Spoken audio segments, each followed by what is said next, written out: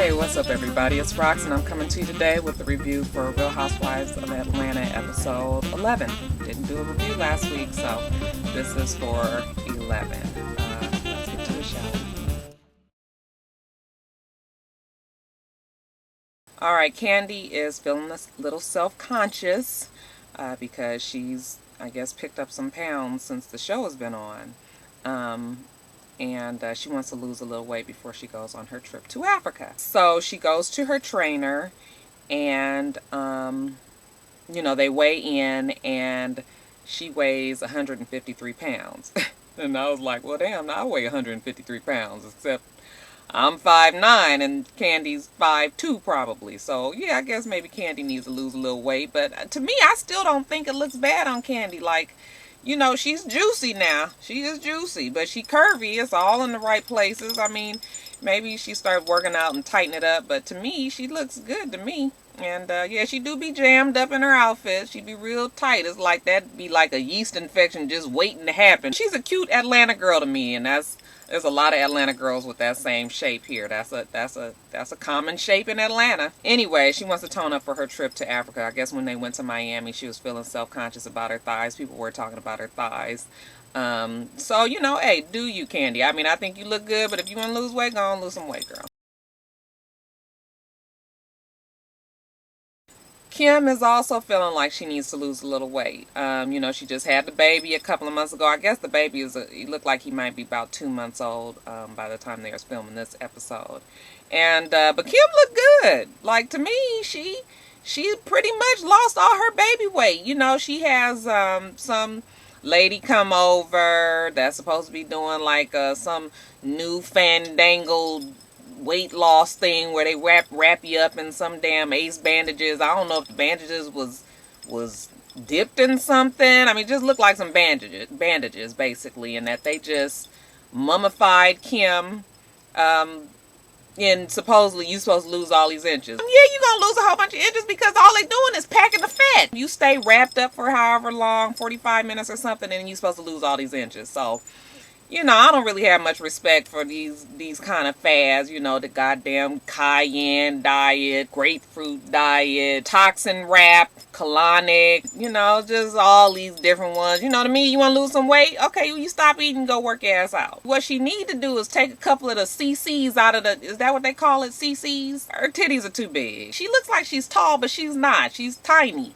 And so them big ass Dolly Parton titties that's about to tip her over, she needs to take something out of there. Then what she need to do is take about 8 ounces of hair out of her head. It's just too much hair, y'all. The lockout is over and Croy has to go back to playing football. And shit, somebody got to pay the bills, all that nice furniture and house that they got now. Everybody's kind of depressed and bummed about it. It's his last night at home and he's gonna be leaving the next day. So Kim enlists Sweetie to, get the house all romantical for when they get home. You can just tell that Croy is over Sweetie because evidently Sweetie ain't really the best assistant. And, Croy's looking like he want to say, we need to get rid of Sweetie's ass. But, Kim is like, no. Now Sweetie is just a field nigga. And we need to teach her how to become a house nigga. That's wrong. Sweetie gonna light the candles for Massa and Massa boss wife.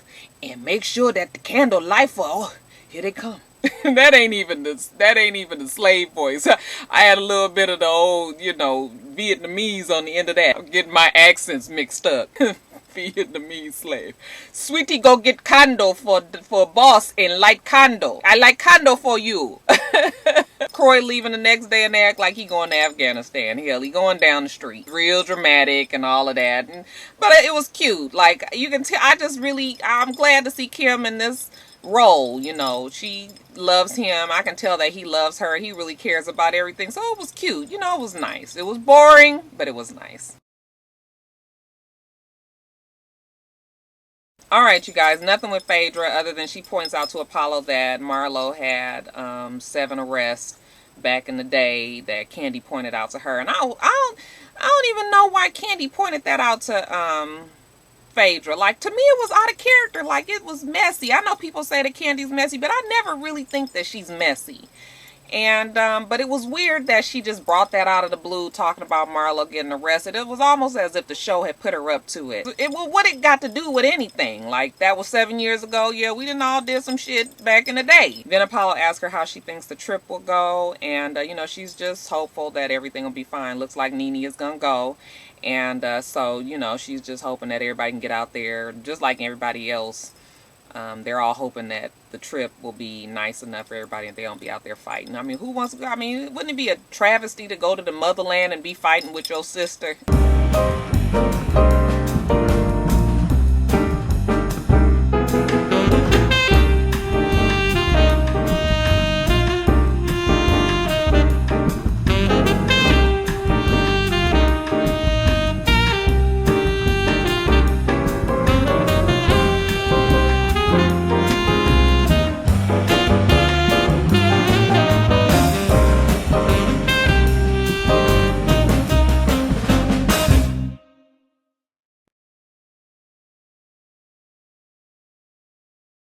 Nene goes to Marlo's house, and y'all, Marlo's house is just beautiful. It is just outstandingly, wonderfully fabulous.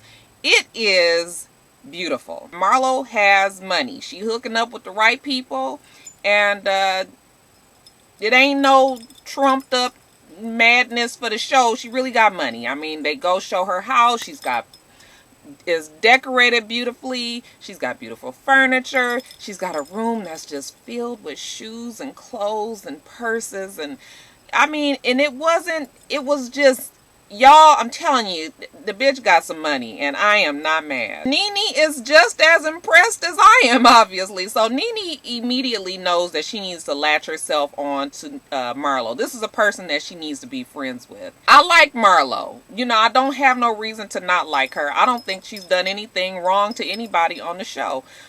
What made me really instantly respect Marlo is when they were talking about the trip to Africa, because, you know, Nene brings up that, you know, the girls had said that she needs to come on and come. She wasn't really sure about going. Marlo said she should go. And, you know, Nene invites Marlo to come on the trip also. And then what Marlo said was, you know, basically, I can be there with the girls. I'm not going to, you know, I can treat everybody with respect and speak to everybody like it's no problem.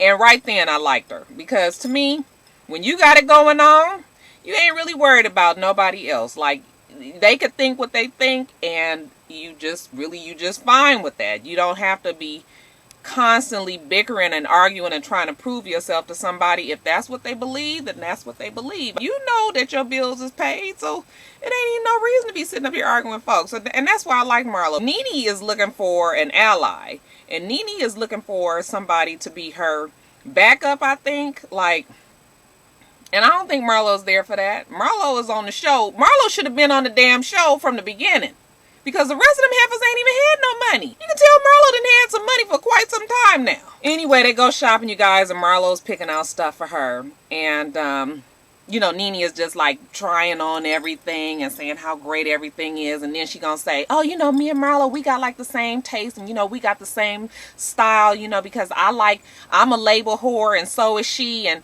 you know, I just was like, this child is so ignorant. Like, you always got to be saying that you rich and all this. I was just like, this is exactly what new money niggas do. I'm telling you, when you ain't used to having money, you always want to shout it from the damn rafters and mountaintop.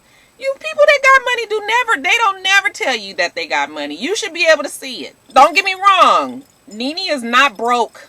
Nene is doing very well for herself. And I'm glad for Nene that she's able to, I mean, people, you know, we want to be able to buy and get and do and have just like everybody else. But Nene not rich. She's doing well. She might be on her way to being rich, because, you know, Nene has it. She has that it factor. People want to be around her. People want her on their things. I mean, she's doing Glee and things are picking up for her. But, you know, it's just, I'm tired of the I'm rich, that whole thing. Enough. When it comes time to pay, okay, well, the bill is over $10,000 for Nene's stuff, and when she sees the price, she's like, oh, what? I ain't buying that. Nah, put all that back. And I was just like, nigga, well, how much did you think you was fixing to spend? You ain't at Forever 21. I mean, that damn diamond necklace alone loan had to be a few $1,000s. Did she really think that she was about to get up out of there with a $200 bill? Again, y'all, this is the difference between the new money niggas and the ones that's been having money for a while. If you rich, you don't pay no attention to the damn price tag. You buy, you take it, you go. All right, you guys, and it's the day of the trip. It's the big day. Everybody is meeting at the airport, you know. Phaedra gets there, Sheree gets there, Cynthia and Candy, and Kim's not going because, you know, she just had her baby, and I think that she's just so over them, even though they tried to make it seem like because they were going to Africa, which was, I thought that was kind of fucked up because Kim's been the only white girl on the show this whole time, so what difference should it make now? But yeah, it was kind of foul that they pointed that out. But anyway, so they're all at the airport, and, you know, Nene gets there last, the grand entrance as usual, and she just greets Cynthia. And I was trying to remember if Nene and Candy had a problem with each other, because did Candy do anything to Nene? Am I forgetting something? I just didn't remember them two beefing, but, you know, Nene ignored Candy, and, you know, so immediately it's like this tension. Right when they about to go into the airport to check in, and here come Marlo, y'all. And you know, it was sort of fake and phony, like they didn't know she was coming. I have a feeling that they knew she was coming. I think that was for the show's sake. But that bitch Marlo, no, she was sharp when she got there. Okay, now that's the way you look when you travel. I mean, her hair was beautiful. She had on her clothes. She was laid. Y'all, I'm telling y'all, just like Marlo, I love her style. So until she give me a reason not to like her, I can give a damn that she done been arrested 7 times. Hell, a lot of my good friends done been arrested a time or 2. You ain't heard that from me, though. Alright, you guys, that's it. You guys remember to rate, comment, and subscribe to this channel. It's Rox, and the channel is for It's Rox. Got my other YouTube channel, which is Foxy Roxy. We got my blog spot, which is foritsrox.blogspot.com. Got my Twitter, that is at itsrox, and then Facebook, I don't know the link, but y'all search It's Rox on Facebook, no for, just It's Rox, and it should come up. Alrighty, and that's it. Fixing to get me some Subway. Hungry. I hope that you guys have a wonderful, wonderful rest of your day, and I plan on doing the same. Until next time, Roxstars. Bye.